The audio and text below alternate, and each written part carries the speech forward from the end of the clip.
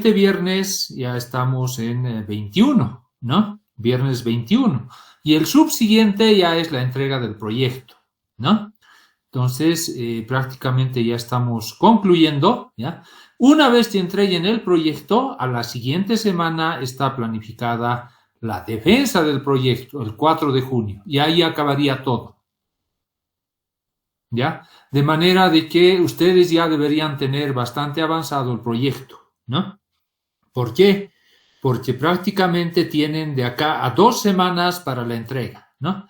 No es muy largo, pero sí es deseable de que hayan avanzado a fin de que no tengan errores y, bueno, puedan entregar un proyecto que esté adecuado, ¿no? Entonces, nuevamente, estamos a 14 en esta semana, la siguiente es la última, digamos, ¿no? Es probable que acá hagamos la última práctica, ¿ya? Normalmente no les aviso, pero ustedes ya deducirán porque no va a haber más tiempo, ¿no? Y luego el último, el 28 ya es la entrega final y la subsiguiente ya sería la defensa del proyecto. ¿Está entendido eso? Lo demás, las otras materias, y si hay algún cruce, ustedes puedan apropiadamente distribuir su tiempo de manera de, bueno, lo ideal sería que todos aprueben, ¿no?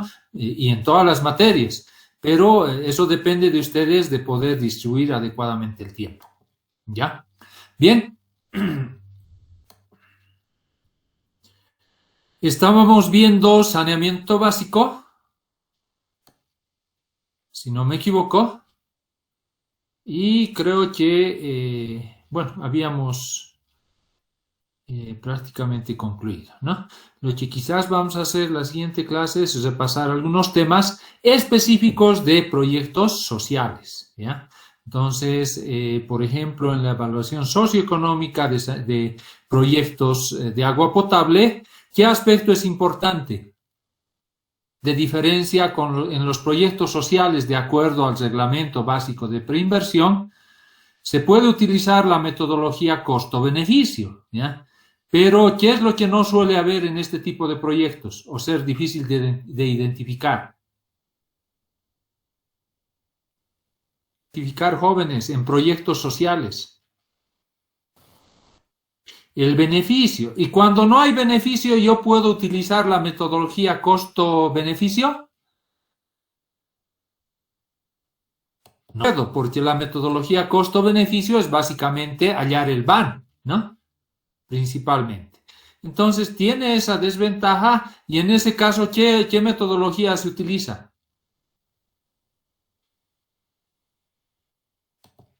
Costo-eficiencia. Entonces, ¿qué es lo que se hace? Se halla el valor actual de los costos, ¿no? Y luego se halla un indicador que se llama costo anual equivalente. Y ese costo anual equivalente se lo divide entre el número de beneficiarios, ¿no? Entonces, eso está en los diferentes documentos, ¿no? Entonces, básicamente en la evaluación costo-eficiencia se suele hallar un indicador que es el costo anual equivalente, ¿no? Entonces, acá justamente, acá está, fíjense, se halla el valor actualizado de los costos, ¿no? Socioeconómicos, pues estamos en evaluación social, y mediante la fórmula que hemos visto, una fórmula se determina el CAES, ¿no? Y luego este CAES, que es el costo que el proyecto gastaría anualmente, ¿no? Pero en promedio, digamos, ¿ya? Se lo divide entre el número de beneficiarios. Los beneficiarios podrían hablarse, dependiendo de qué estamos hablando, podríamos decir número de viviendas, número de familias, ¿no? Si este fuese agua potable, ¿no? Número de viviendas atendidas, número de familias atendidas, o si es agua, metros por metro cúbico proporcionado, ¿no? Y ese indicador debería entrar dentro de lo que el ministerio está aceptando para proyectos de este tipo, ¿no? Y ese es el indicador costo-eficiencia, ¿no? En la parte privada también puede hallarse si se puede el BAN, ¿ya? Pero si no hay costos, probablemente no me salga rentable. Y yo puedo hacer de igual manera, utilizar todos los indicadores, incluso el CAE, que ya no sería el CAE social, sino sería el CAE privado, ¿no? Y puedo hallar los mismos indicadores, ¿no? Si es que hay esos datos, ¿no? Lo propio yo tengo en este caso para proyectos, lo primero era de agua, tenemos proyectos también de alcantarillado, canalización, drenaje fluvial, etcétera, ¿no? Entonces, es algo similar que se puede aplicar en este tipo de proyectos.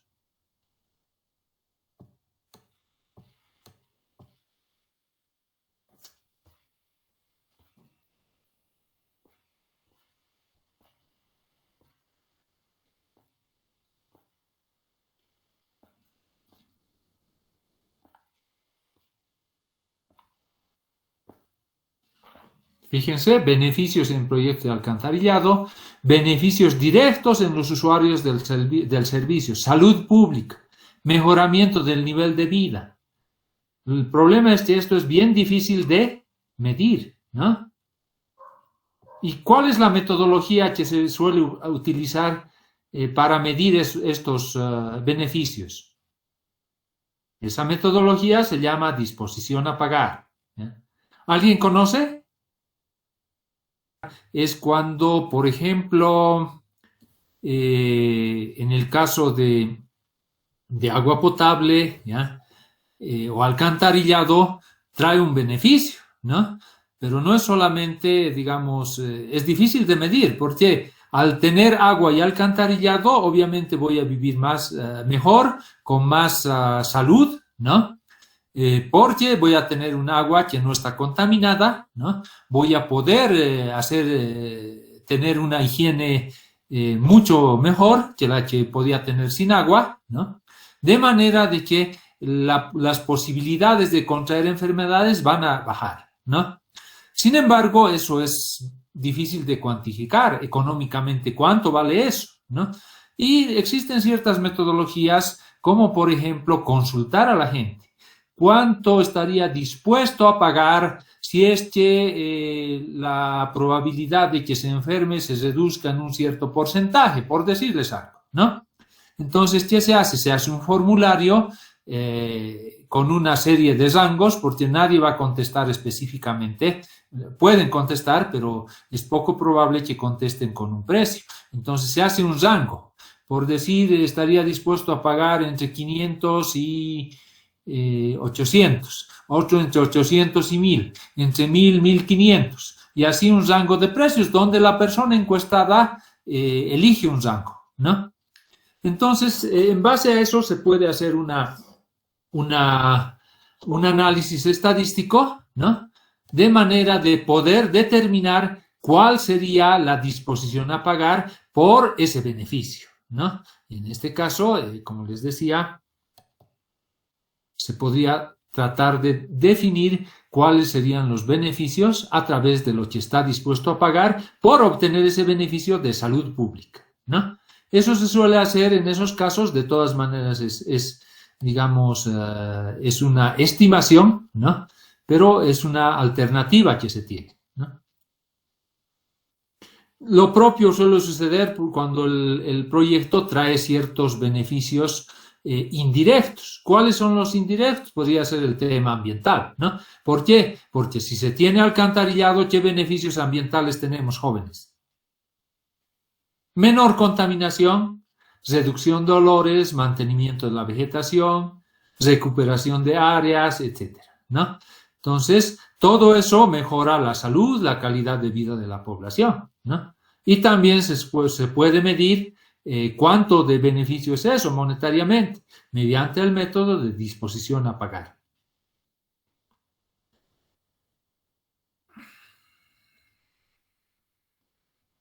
De rehabilitación, construcción o reemplazo, ¿ya?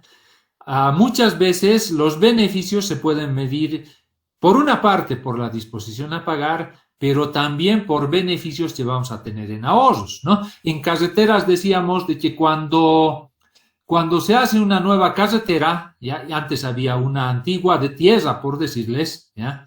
Al hacer la nueva carretera, ¿qué beneficios adicionales hay de los usuarios?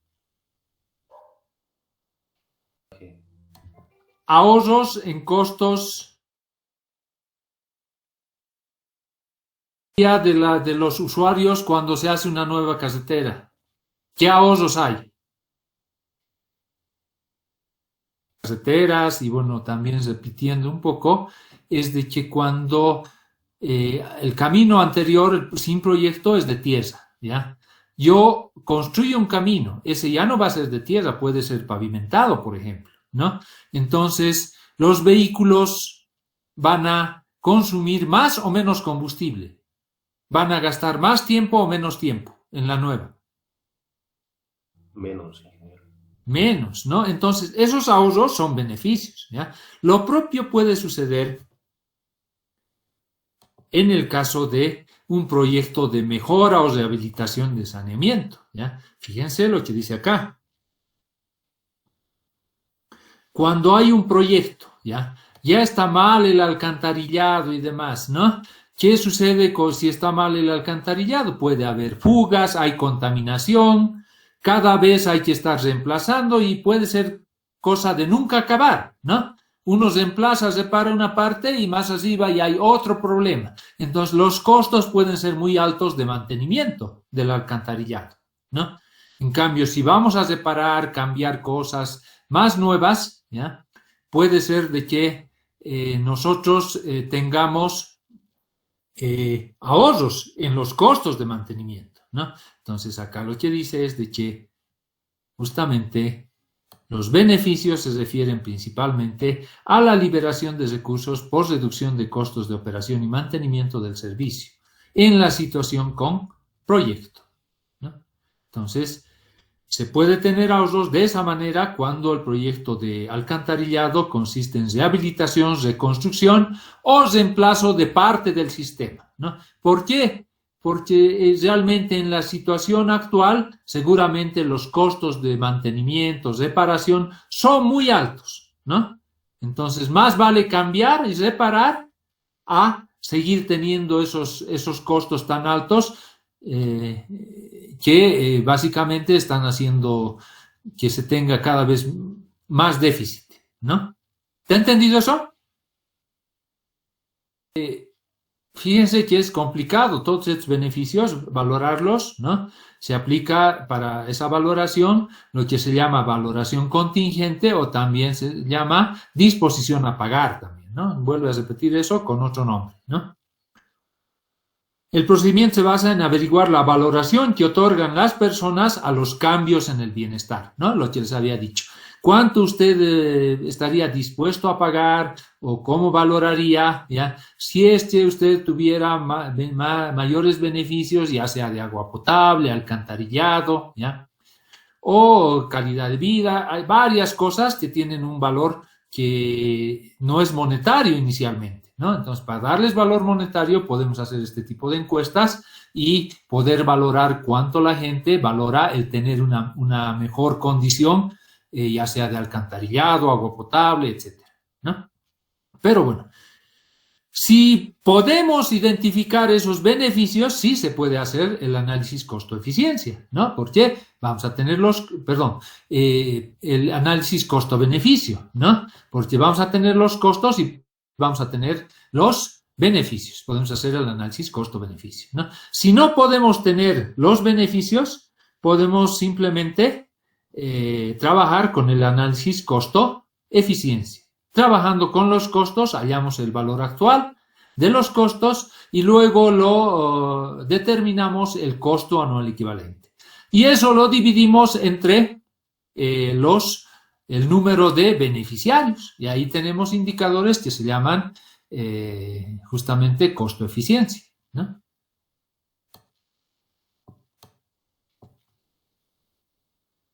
Bueno, tenemos que considerar también los beneficios en ahorros en costos de construcción, lo que les había dicho, ¿no? Podemos tener ahorros en costos anuales de mantenimiento periódico, ¿no? De la red de alcantarillado, estamos hablando ahora, ¿no?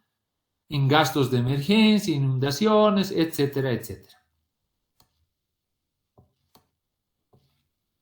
Si logramos tener costos y beneficios, podemos hallar el BAN, ¿no? Si estamos con precios sociales, va a ser el BANS, ¿no? Si estamos con precios privados, va a ser el BAMP, ¿no? BAMP, ¿no?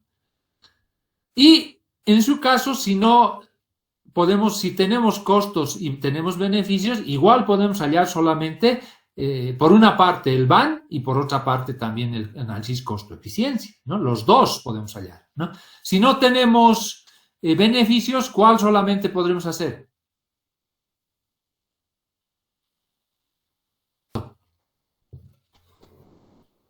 Es lo siguiente, ¿ya? Hay dos metodologías básicas, ¿ya? La metodología de análisis, ¿ya? Entonces, esta es la que está abreviado en esa metodología, análisis costo-beneficio, ¿ya? Y la otra metodología es el eficiencia, ¿ya? Entonces, si yo tengo, acá le puedo colocar información. Tengo costos y beneficios, ¿ya? Un caso. Perdón, voy a hacerlo más arriba.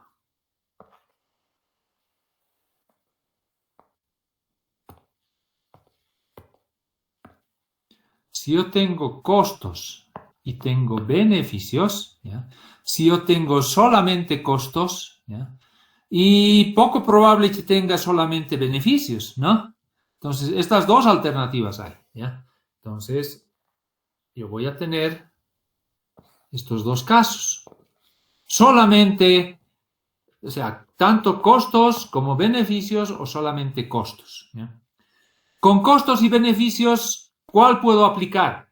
Puedo aplicar el análisis costo-beneficio, es hallar el BAN, puede ser la TIR, ¿ya? Puede ser razón, beneficio, costo,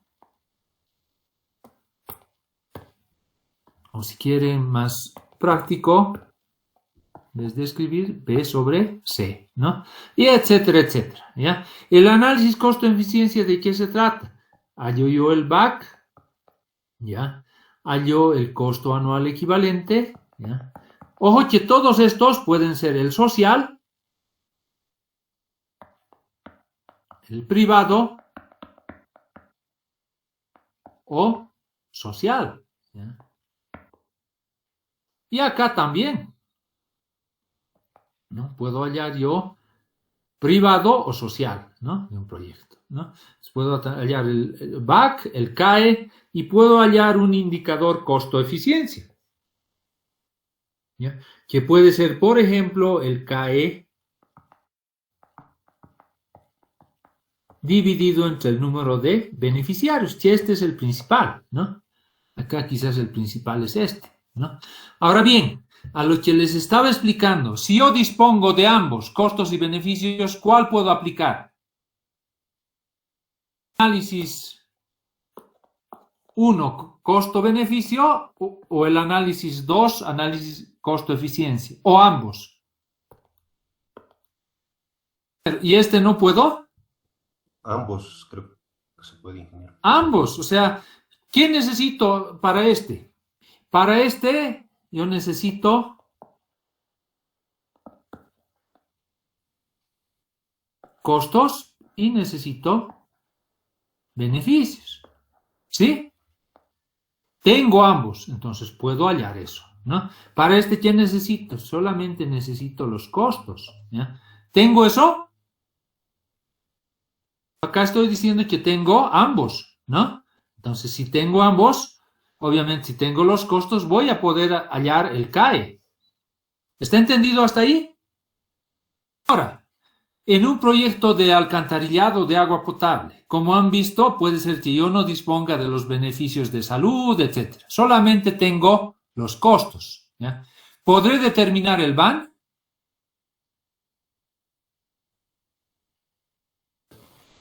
No podré, a no ser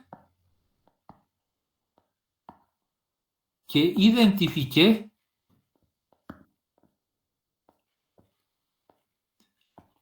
beneficios, ¿no? Si identifico, estoy en este caso y voy a poder, ¿sí? Ahora, si solamente tengo costos, ¿podría hacer el análisis costo-eficiencia? Para hacer este análisis, necesito... No, necesito ¿qué? Esto.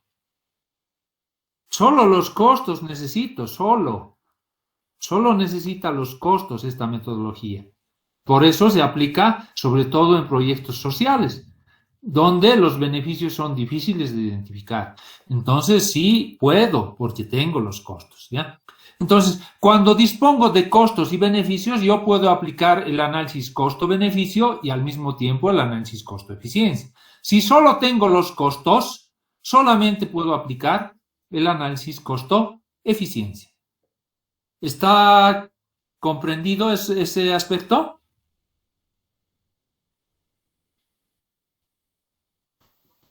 Sí, está comprendido. Ya. Entonces seguiremos.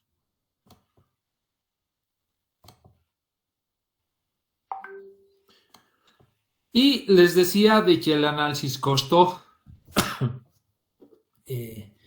eficiencia es el CAES dividido entre los beneficiarios. Justamente acá dice, ¿no? Costo promedio por beneficiario a precios cuenta. A precios cuenta sería ya el social, ¿no? Y el indicador se llama indicadores costo-eficiencia sociales, ¿ya? Entonces, hay varios. Puede ser el costo anual que me cuesta, digamos, hacer el proyecto anualmente, dividido entre el promedio del horizonte del proyecto. ¿Cuál promedio? Población puede ser, ¿no? ¿Y aquí cuál es el horizonte del proyecto, jóvenes? Final. Al final, ¿ya? Tomen en cuenta eso porque en el proyecto que tienen una población, ¿no? ¿Esa población en qué año es? ¿Al comienzo o al final? Al final, ¿ya? También puede ser por unidad de tamaño del proyecto, cuántos usuarios o cuántas conexiones, etcétera, ¿no? Hay diferentes indicadores. Esos se llaman indicadores costo-eficiencia y social. ¿Por qué? Porque todos los costos son los costos sociales, es decir, el de mercado valorado por las razones precio-cuenta, ¿no? En el caso de la evaluación privada, si hay los beneficios, los podemos identificar, vamos a hacer el análisis costo-beneficio. Si no, vamos a hacer costo-eficiencia. ¿Qué diferencia va a haber cuando yo hallo este CAES con el otro, con el de la privada? Porque puedo hallar también para la privada. ¿Qué diferencia va a haber? ¿Va a haber diferencia o no? La tasa de interés, ingeniero. Sí, pero acá no estoy hallando no voy al actualizar, sí va a haber la tasa de interés, correcto, ¿ya? Pero adicionalmente, esos precios, esos costos para el social, ¿qué son? ¿Costos qué? ¿De mercado o sociales? Costos sociales. En cambio, en la evaluación privada, si yo quiero hallar esos indicadores, el costo va a ser el del precio de mercado. ¿Me están entendiendo las diferencias? BAN, si hay beneficios, y eso se llama BAN privado. ¿Ya? Bueno, y lo propio para residuos sólidos, ¿no? Bien, en la parte privada, ¿ya? Normalmente le interesa al privado hallar el CAES o el CAEP. ¿Le interesa? El CAE, no le interesa. Sí, no le interesa, porque el CAE es para poder comparar con, digamos, el gobierno aprueba solamente si es que se gasta 1.000 bolivianos por habitante en alcantarillado, por decir algo, ¿no? Entonces, va a ver si es que entra dentro de ese rango o se sale, ¿ya? Yo uso el CAE, ¿no? Puedo hallar para la parte privada, pero no le va a interesar a un inversor privado cuánto por beneficiario está gastando. A él le va a interesar cuánto está ganando, ¿no? No le interesa el número de beneficiarios. Entonces, se puede hallar el CAEP, pero no es útil desde el punto de vista privado, ¿no? El análisis de sensibilidad también, bueno, vamos a quizás la siguiente clase hacer un repaso del análisis de sensibilidad. Trataremos de ver todos estos proyectos. Bueno, acá incluyen una tabla de costos de residuos sólidos, ¿no? Incluyen inversión, compra de casos, maquinaria, terrenos, ¿no? Disposición final, etcétera. Hay varios aspectos que hay que considerar, ¿no? Es bien importante en proyectos de residuos sólidos, ¿no? Han visto ustedes qué problema ha habido con los residuos sólidos, ¿no? De que ha habido un derrame, etcétera, ¿no? Entonces, en esos casos hay que considerar la ley de medio ambiente, ¿no? Y el impacto ambiental que pudiera tener, ya sea el relleno sanitario, donde vayamos el lugar final donde vayamos a localizar nuestros residuos sólidos, ¿no? Nuestro depósito.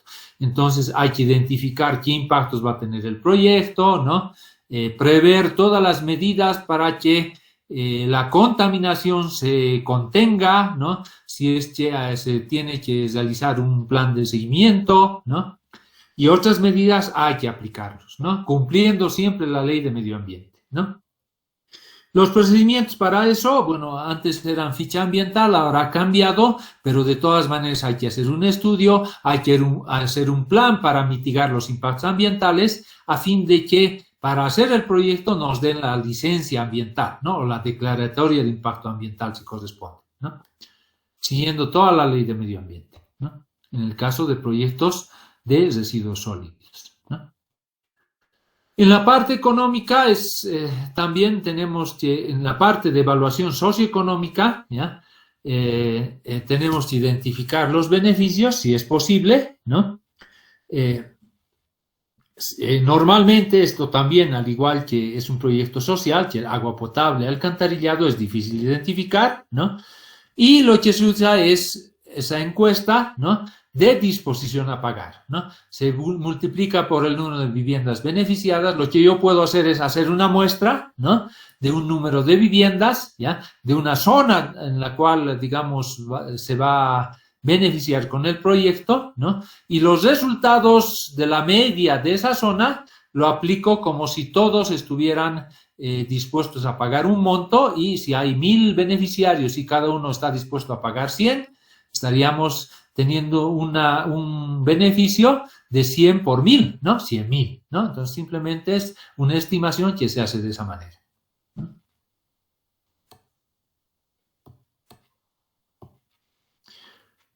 Bueno, ingresos, beneficios, ¿no?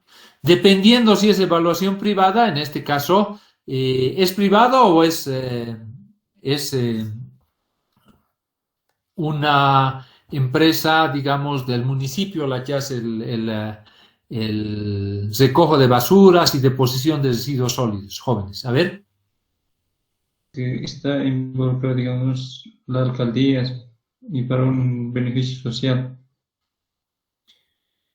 Sí, pero en realidad es un contrato que la alcaldía hace a una empresa privada y le paga, si no me equivoco, debe ser por tonelada, ¿no? Entonces, la empresa es una empresa privada y a ella sí le va a interesar hacer una evaluación privada, porque si por lo que le paga no tiene beneficios, la empresa va a renunciar, o sea, no va a firmar el contrato, ¿no? Entonces, hay que determinar cuál va a ser la tarifa, ¿no? Porque la empresa puede subir una tarifa más alta, más baja, ¿no? O la alcaldía estar dispuesto a pagar una tarifa, y ahí entra también un poco de la oferta y demanda, ¿no?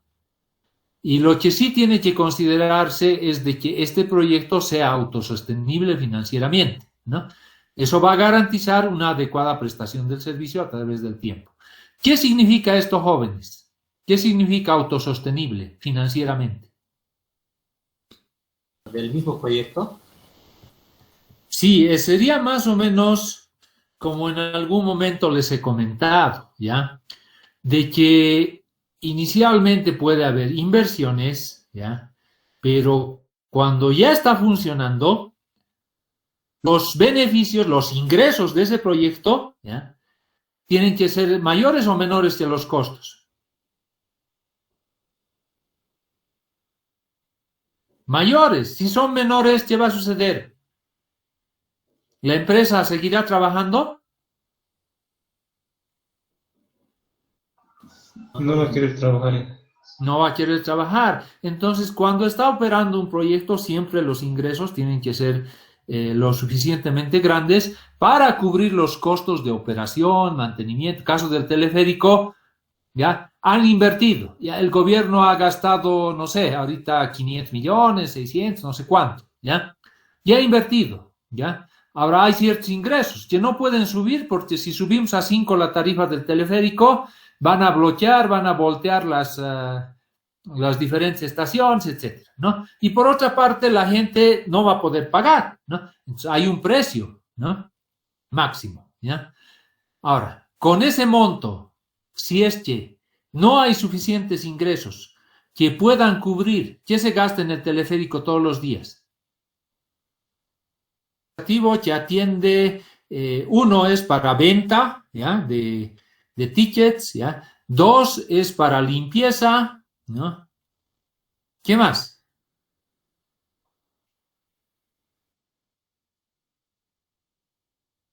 Energía, ¿por qué? Porque el teleférico funciona energía, ¿no? Entonces también tenemos que pensar en energía, ¿no? Gastos de energía. ¿Qué más? Fuera de cambiar, también existe un cierto mantenimiento que se realizarán más frecuentemente, ¿ya? Por ejemplo, puede ser en la noche puede ser que tengan limpieza de algunas cosas. En algún caso, como es un mecanismo, puede ser que tengan que hacer mantenimiento, ya sea con aceite, sin aceite, ¿no? Verificar cada cierto tiempo de que estén aseguradas bien las cabinas, ¿no? Deben tener mecanismos de seguridad, pero siempre deben hacer unas ciertas verificaciones, etcétera, etcétera, ¿no? El pintado también tienen que cambiar cada cierto tiempo, ¿no? ¿Qué más? ¿Ya? Fuera del mantenimiento, digamos, que es permanente, ¿ya? ¿El cable cambiarán frecuentemente? No cambian frecuentemente. ¿Qué hacen cada cierto tiempo con el cable? Lo Antes de pesan, cambiar. Lo lo van a pesan. tener que pesar, ¿ya? Eso tiene un costo, ¿no? Además de que mientras estén haciendo el mantenimiento no van a estar operando, ¿no? Disminuye los ingresos, ¿no? Entonces hay eso, ¿no? Eso es parte de un costo también, ¿no? Pero una vez que ya el cable haya cumplido, haya llegado al límite de fluencia, digamos, ¿ya? Ya no se puede estirar, se va a seguir estirando, pero por normativa es probable que me digan, no, ese cable ya está ha culminado su vida útil, hay que cambiarlo, ahí va a haber un costo bastante elevado, ¿sí o no? De cambio de los cables, ¿no? Entonces, tenemos que pensar de que con los ingresos que se tiene, ya hemos hecho la inversión, que era lo más, digamos, el mayor gasto, ¿ya? Después de esa inversión inicial, los ingresos por las tarifas del teleférico deberían poder cubrir los costos de operación y mantenimiento posteriores. Si no, ¿qué es lo que va a suceder?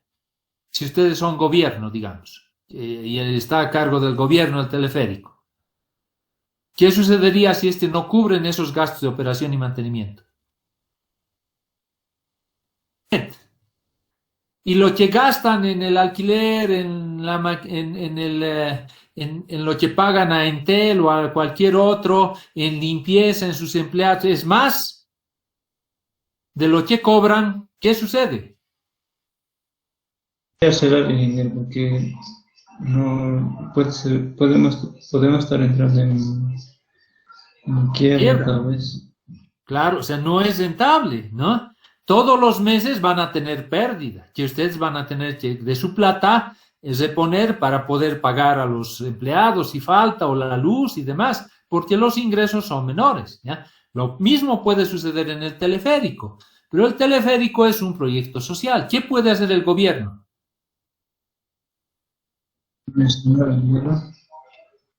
Podría subsidiar, pero ¿es correcto? Porque ese subsidio va a ser para toda la vida, siempre va a tener que estar subsidiando. Y en nuestro caso, eso está bien, se hace en proyectos que tienen, en países que tienen bastantes recursos, ¿no?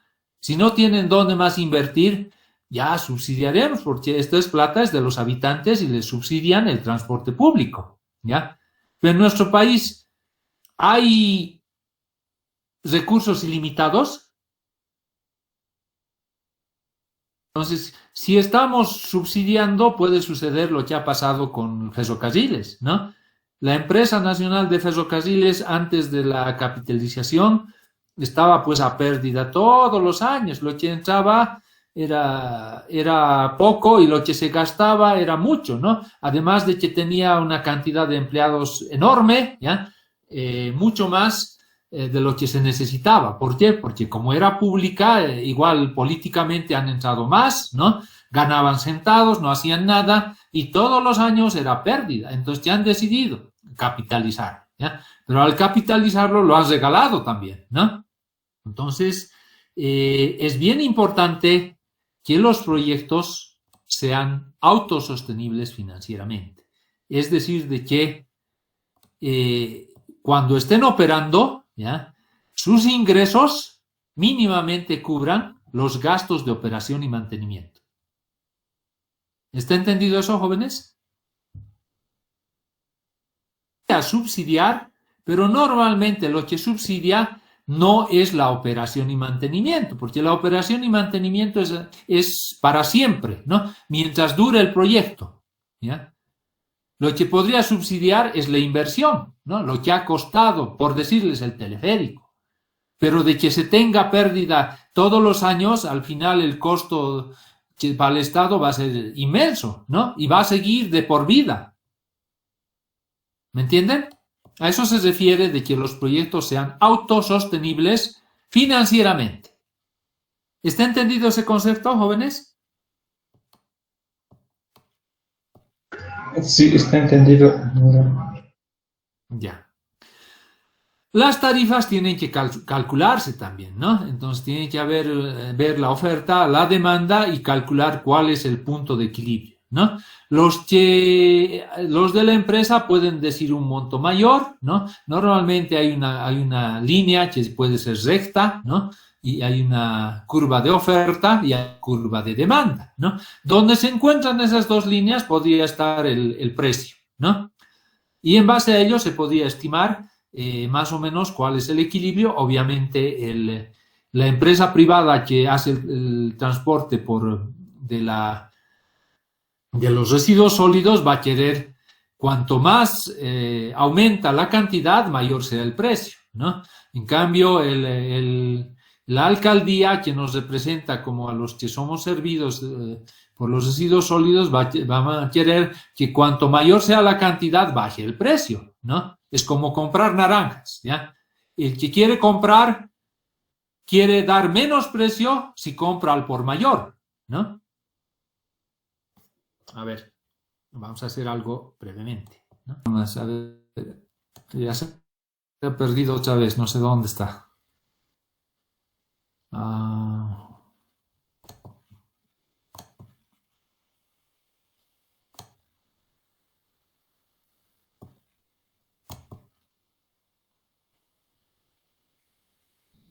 Yo puedo ver unas curvas de oferta y puedo tener una curva de demanda. ¿Ya? ¿Qué quiere una empresa ya que vende zapatos? ¿Ya? Si le piden más zapatos, ¿ya? Lo que probablemente quiera es a mayor cantidad. Ojo que esta es la línea de cantidad. Me voy a la derecha, mayor cantidad. Ellos quieren más precio, o sea, el precio está acá, ¿no? Entonces, conforme aumenta, ellos van a querer de que como más gente quiere mayor cantidad, ¿ya? Hay más demanda. ¿Qué quiere la fábrica? Quiere vender a más precio, ¿no? O sea, si hay escasez, ¿ya? Entonces, Y quiere decir de que lo que le están pidiendo más cantidad, ellos quieren subir el precio. ¿Está entendido la oferta? En cambio, ¿ya? La demanda. ¿Quiénes son, digamos, los que quieren ese producto? Por ejemplo, si estamos hablando de naranjas, ¿ya? Nosotros queremos naranjas, ¿ya? Si es que compramos poco, tiene un precio que es relativamente elevado, ¿ya? Pero si compramos más cantidad, nos vamos al mercado, ¿ya? A mayor cantidad pedimos un menor precio. O sea, acá está aumentando, digamos, la cantidad y el precio es mayor, ¿ya? Entonces, yo tengo a menor cantidad un mayor precio, ¿no? Y es lo que nos venden, ¿no? Yo compro una naranja, ¿ya? Y me puede costar, no sé, 50 centavos o un peso, ¿ya? O una manzana, ¿ya? Pero si compro por cantidad, me va a costar mucho menos, ¿entienden? Ya. Ahora, el que vende cualquier producto, ¿no? Ya sea manzanas, naranjas, zapatos, cuanto mayor cantidad le piden, él quiere dar un precio mayor. ¿Por qué? Porque están pidiendo más, le dicen, hay varios que quieren comprar, él le va a subir el precio, ¿me entienden?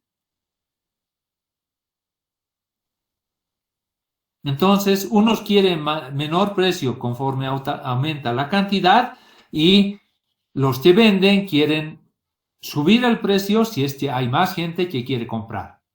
¿Está entendido eso?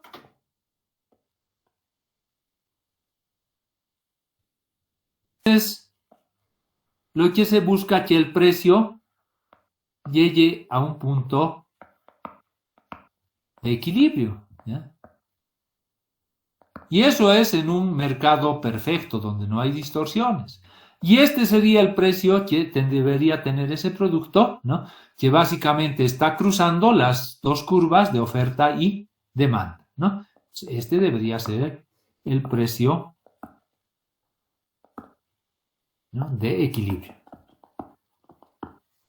¿Ya? Entonces, lo propio se puede hacer en un teleférico, en cualquier producto, ¿no? Si hay mayor demanda, ¿no? Se puede llegar a un punto de equilibrio. Y normalmente el mercado va regulando eso, ¿no? Es lo propio. En el caso de los pasajes a Oruro, ¿ya? Puede haber, hay poca demanda, el precio, ¿qué sucede con el precio?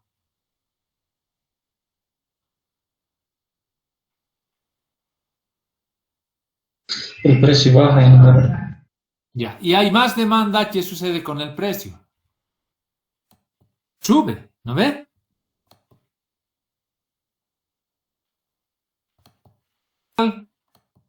Unos pueden pedir un precio muy alto, los otros pueden pedir muy bajo, y el mercado equilibra las cosas y se llega a un precio que es el punto de equilibrio, ¿ya?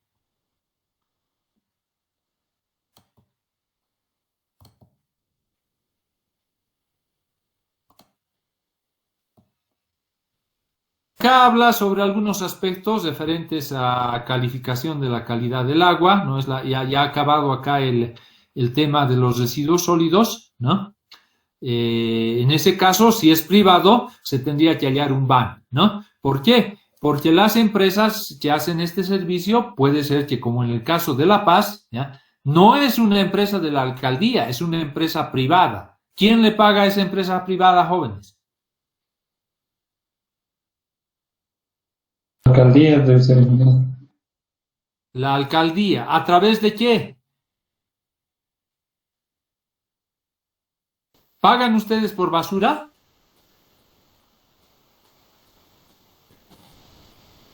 No, ingeniero, creo que viene en una de las facturas. En las facturas que vienen.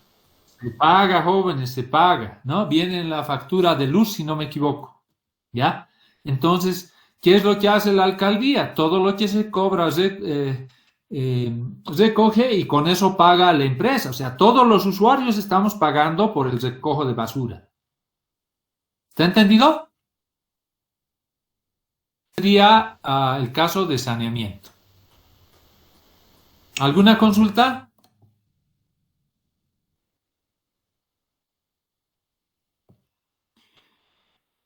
en el primer nivel de atención. Ojo que este nivel de atención es lo mínimo que debería existir, ¿no? En salud hay diferentes niveles, ¿no? Desde el que tiene simplemente atención básica, ¿no? Con un doctor que puede ser general o inclusive enfermera y demás, ¿no? Pues normalmente tiene que haber doctores, ¿no? Un doctor general, ¿no? Hasta las especialidades con diferente equipo, ¿no? Para las diferentes áreas, ¿no? La básica es el primer nivel de atención, ¿no? Normalmente es igual que en los anteriores, se presenta la información general del proyecto, ¿no? En el caso de proyectos de transporte, ojo de que si hablamos de caminos es un proyecto lineal, ¿no? Entonces, si es lineal, puede tener una longitud de 10, 50, 100 kilómetros, ¿ya? Y va a haber un área de influencia específica. En cambio, un proyecto de educación puede ser puntual, ¿no? O sea, hay una diferencia entre proyectos lineales como ferrocarriles, etcétera, etcétera, con proyectos puntuales, ¿no? Bien, entonces debe tener nombre, hay que ver cuál es la entidad operadora, si es una educación a nivel municipal, cooperativa, junta, ¿no? Hay que desagregar la población, hacer un análisis por edad, ¿no? Por género, ¿no? Cuántos son migrantes, cuál es la tasa de crecimiento, idioma, etcétera, ¿no? Y el área de influencia, ¿no? Ya habíamos hablado del área de influencia, cuál es y cuál sería la población objetivo, etcétera, ¿no? ¿A qué localidad y barrio se va a cubrir con el proyecto, ¿no?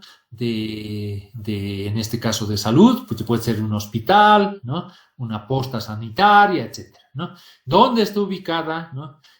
¿Cuáles son las características de accesibilidad? Porque no es lo mismo de que esté tenga acceso tranquilo por carretera pavimentada, a que no tenga nada, ¿no? Y difícilmente se pueda llegar, solamente por helicóptero en cierta época, etcétera, ¿no?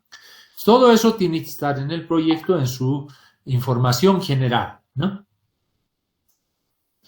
Y obviamente hay que colocar la cobertura, ¿no? De la población, ¿no? ¿Quiénes en esa zona tienen energía eléctrica, agua potable, alcantarillado? ¿Por qué esto?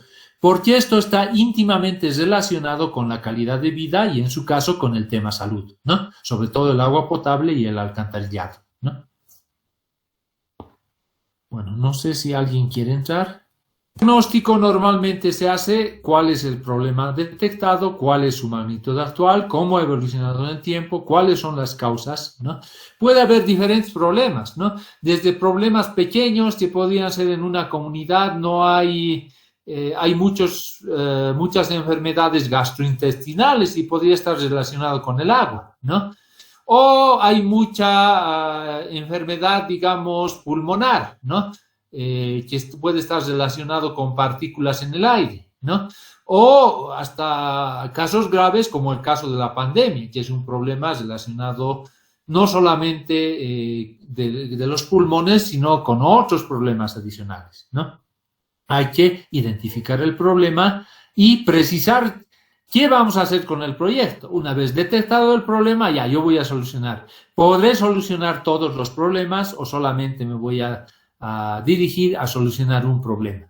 Puede haber diferentes problemas. Puede haber problemas como les digo, de intestinales, de todo tipo, pero ¿cuál es el principal? ¿Y qué voy a solucionar con mi proyecto, ¿no? Tengo que hacer un análisis de la línea base. ¿En qué situación está cuáles son las condiciones de salud actuales, ¿no? Los hospitales que existen, ¿a quiénes cubren, ¿no? ¿Quiénes están sin cobertura de atención de salud, ¿no? ¿De qué muere la gente, ¿no? ¿De qué se enferma, ¿no?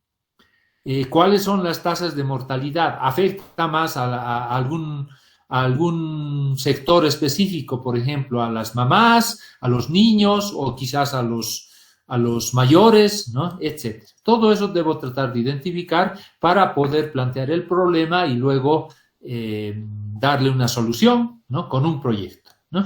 Yo puedo hacer un estudio de demanda y oferta, de igual manera como podía haber hecho para un camino, si es que existen caminos, no existen, cuánta gente necesita moverse, acá yo puedo ver si es que hay gente que no tiene atención de salud, cuántos son y a quiénes puedo yo atender, ¿no? Veo la situación sin proyecto y luego la situación con proyecto, ¿no? Se ve el horizonte del proyecto, ¿no? ¿Cuántos años estoy planteándome como que va a durar el proyecto que estoy tratando de hacer, ¿no? En nivel inicial se suele tomar 5 años, pueden ser más para otros niveles, ¿no? Entonces, yo tengo que proyectar la población inicial, qué va a suceder para dentro de 5 años, etcétera, ¿no? Es decir, al futuro. Y planteo el problema, planteo las alternativas y una de las alternativas va a ser mi proyecto, ¿no? O una mezcla de estas alternativas. El tamaño y localización es importante porque va a depender de a cuántos puedo atender, ¿no? Las dimensiones de mi hospital va a depender de a cuántos necesito, cuántos necesitan atención de salud y de esos que necesitan, a cuántos yo voy a atender, porque es muy probable que no pueda atender a todos porque pueden estar muy lejos, ¿no? Entonces, mi hospital lo voy a dimensionar en función a la población objetivo que yo voy a atender, ¿no? Tendré que ver el número de ambientes, camas, consultorios, etcétera, etcétera, ¿no? Y dentro de localización tengo que ver disponibilidad del terreno, ausencia de materiales, tengo que ver si hay camino, además de que existan ciertos servicios como agua potable, alcantarillado, luz, etcétera. No podemos hacer un hospital, una posta que no tenga esos servicios, ¿no?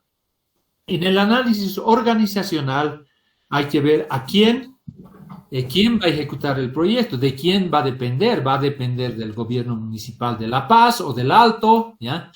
O va a depender de la gobernación, etcétera, etcétera, ¿no? Porque podría haber un hospital que dependa del departamento de La Paz y no del municipio, ¿no? Todo eso tiene que estar claro. Y luego lo que voy a ver es cómo voy a caracterizar yo todo lo que es los costos, porque tengo que armar un flujo, ¿no?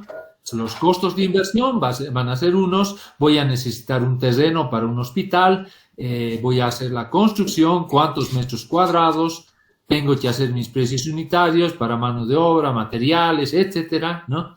Y luego de que esté la infraestructura, el hospital, tengo que equiparlo, ¿no? Los equipos van a ser médicos, laboratorios, odontológicos, dependiendo de el nivel de atención que va a tener mi hospital, ¿no? Y obviamente va a necesitar servicios, administración, ¿ya? Para operar, ¿no? O sea, tiene que haber ciertos servicios, ¿no? Tiene que haber personal, médicos, enfermeras y personal administrativo, ¿no? Entonces, tengo que calcular todos esos costos, ¿no? Cuando esté operando, obviamente tiene que haber personal calificado, ¿no? Materiales, servicios básicos, ¿no? Porque cuando estoy operando voy a tener que pagar luz, electricidad, agua potable por el hospital, ¿no? Tengo que calcular todos los costos, ¿no? De igual manera, en la parte ambiental también está regido esto por la ley de medio ambiente, ¿no? Y si en hospital también hay residuos contaminantes, ¿no? De los enfermos, ¿no? En este caso hay residuos, por ejemplo, de COVID, ¿no? Que hay que disponer adecuadamente con las medidas de bioseguridad y demás, ¿no? O sea, calculo todos los costos y teniendo los beneficios, ¿ya? Los beneficios ¿de dónde podrían venir? De los costos por la atención, ¿no? Y eso va a depender también de si es hospital privado, es hospital digamos, a una cierta caja y demás, ¿no? Yo puedo hacer la evaluación y puedo hacer una evaluación dependiendo si tengo costos y beneficios, ¿no? En el caso privado, tendré beneficios y esos beneficios y costos van a hacer que pueda hacer un análisis costo-beneficio, ¿no? En cambio, si es un proyecto social, quizás no tenga beneficios claros, ¿no? Esté subvencionado en cierta manera. Entonces, ahí sí tendré que hacer análisis costo-eficiencia. Si tengo ambos valores, tanto beneficios como costos, yo puedo hacer ambos, ¿no? Puedo hallar el BAN y puedo hallar el indicador costo-eficiencia respectivo.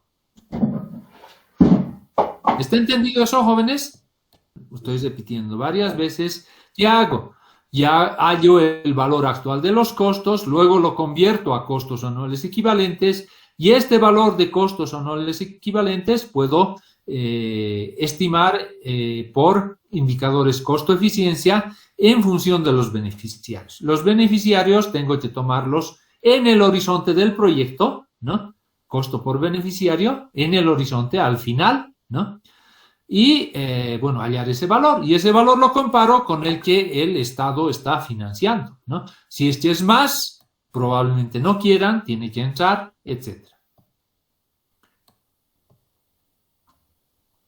Y bueno, después de ese tiempo de la vida útil, puede ser varios años, ¿ya?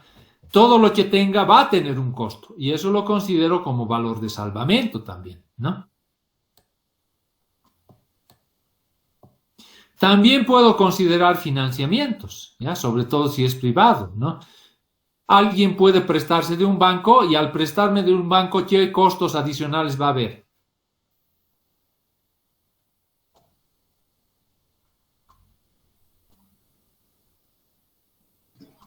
El interés y dinero.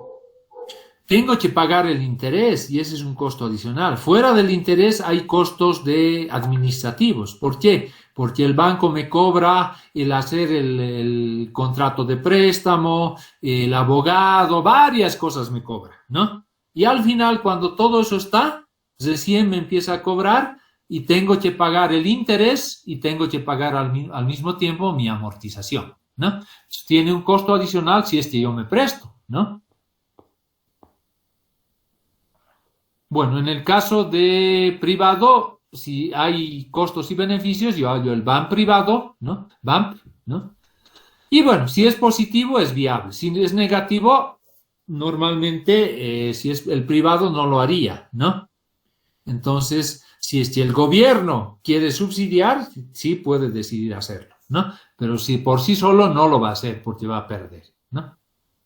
Y bueno, lo propio para programas de salud. Lo anterior era para infraestructura, ¿ya? Hospitales, por decir algo, ¿no? A los que hay que hacer la construcción, hay que pensar en la operación, en los médicos, el personal administrativo, ¿no? Pero también puede ser programas de salud, por ejemplo, vacunación. Ahora estamos en vacunación contra el COVID, por ejemplo, ¿no? Todo tiene un costo y demás, ¿no? Entonces, hay que preparar de igual manera. Ya son programas de salud, ¿ya? Bueno, básicamente eso, jóvenes, ¿ya? Para esto. Nuevamente quedaremos acá y les dejo para que se reúnan y avancen en su proyecto. No se olviden, 2 semanas tienen que entregar el proyecto, ¿ya? Vamos a continuar la siguiente clase, ¿ya? Y quizás hacemos un proyecto. Les solicito leer estas metodologías que estamos viendo, ¿ya?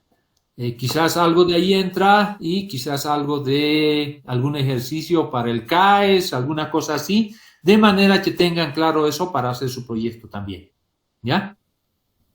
La situación sin proyecto, ¿ya? Normalmente es la situación base, ¿ya? Optimizada, ¿ya? Pero optimizada si hay proyecto, ¿ya? Por decirles, yo quiero hacer un proyecto de una escuela, ¿ya? ¿Por qué? Porque la gente no tiene educación, o sea, la escuelita solamente sirve para 50 estudiantes, ¿ya? De los cuales, bueno, de 200 estudiantes y falta para ciertos cursos, ciertos niveles, ¿ya? Existe una escuela, ¿ya? Entonces, podría ser de que atienda solamente a 200 personas. ¿Por qué? ¿Qué puede faltar para que pueda atender a más personas?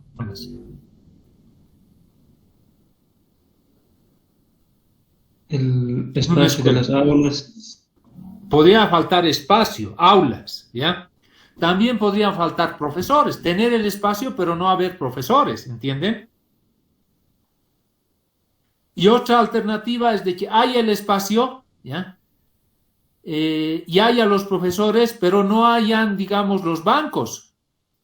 No hay equipamiento, ¿no? Entonces, ¿para qué voy a construir otra escuela si solamente pidiendo ítems o contratando a un profesor, yo puedo solucionar el problema? Por eso se recomienda que sea la situación optimizada, ¿ya?